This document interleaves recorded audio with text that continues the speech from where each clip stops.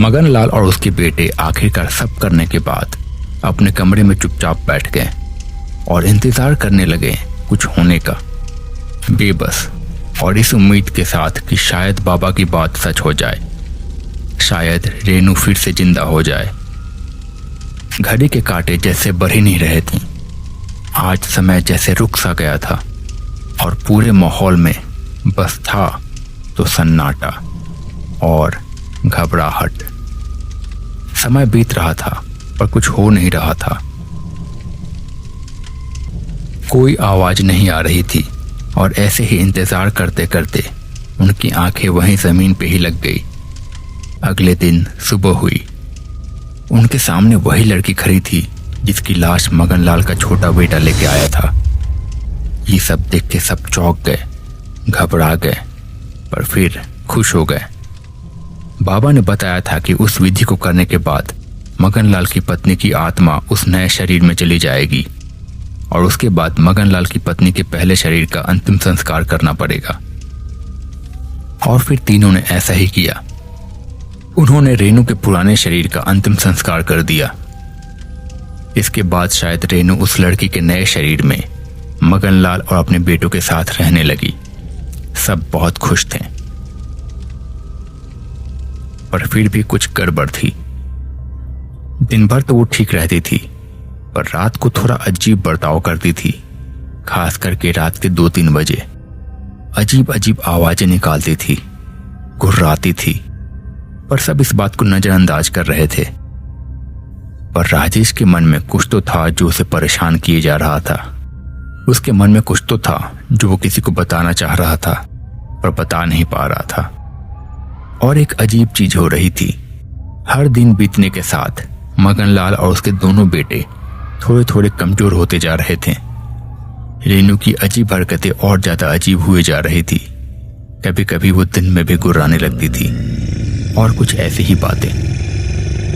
दिन बीत रहे थे। एक दिन वो तीनों बाहर गए थे। दिन ढलने के बाद शाम को तीनों अपने घर पहुंचे। अंदर जाने के बाद अंदर का नजारा देख के वो सब सहम गए। उन्होंने देखा कि अंदर के कमरे में रेनू एक बिल्ली के शरीर को नोच नोच के खा रही थी। उसके मुंह पे खून लगा था और अजीब तरीके से हंसे जा रही थी वो। ये देख के सब घबरा गए और उसी समय वो लोग बाबा के पास पहुंचे। उन्होंने बाबा को सारी बात बताई। उनकी बात सुन के बाबा भी थोड़ा सहम गया। ऐसा लगा जैसे उसे भी पता है इसके बारे में कुछ जो वो बताना नहीं चाह रहा था। क्या तुम लोगों ने वैसा ही किया था जैसे मैंने तुम्हें बताया था? हाँ बाबा, हमने वैसा ही किया था जैसा आपने बताया था।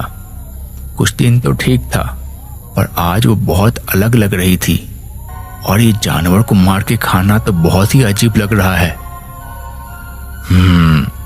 ठीक है, मैं सोचता हूँ इस बारे में। शायद उसकी तबीयत खराब होगी। तुम लोग घर जाओ और उसका ख्याल रखो। इसके बाद वो लोग वहां से चले गए। बाबा भी शाम को अपनी कुटिया में चला गया। वो रात को सो रहा था, पर तभी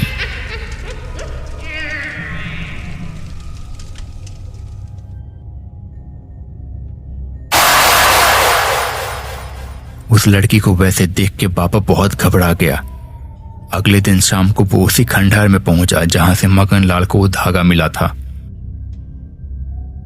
वहां जाके एक खाली दीवार के सामने उसने कुछ मंत्र पढ़े और तभी अचानक से एक परछाई सी उभरी अंधेरे में। उसकी आंखें चमक रही थी और बहुत भयानक आवाज आ रही थी। बाबा ने फिर बोलना शुरू किया। मैंने तो तुम्हारी बात मान ली थी। हमारे बीच तय हुआ था कि मैं तुम्हारे पास एक आत्मा भेजूंगा और इसके बदले तुम मुझे बख्श दोगे। फिर तुम्हारा प्रेत मेरी झोपड़ी के पास क्यों था? अभी तो बस शुरुआत थी। तय हुआ था कि मेरे पास एक आत्मा आएगी, पर इस पूरे चांद की रात को मुझे कोई आत्मा नहीं मिली। पर मैंने तो किसी को भेजा था तुम्हारे पास। तुम्हें आत्मा मिल जानी चाहिए थी। अमावस्या तक का वक्त है तुम्हारे पास। इसके बाद वो परछाई गायब हो गई। बाबा ये सुन के बहुत डर गया। वो तुरंत उसी रात को मगनलाल के घर पहुंचा। वहां जाके उसने आवाज दी। वो तीनों बाहर आए। सच सच बताओ, क्या मैंने जैसे कहा था तुमने वैसा ही किया है या फिर कुछ और हुआ है? जो भी है सच सच बता दो, वरना अंजाम बहुत बुरा होगा।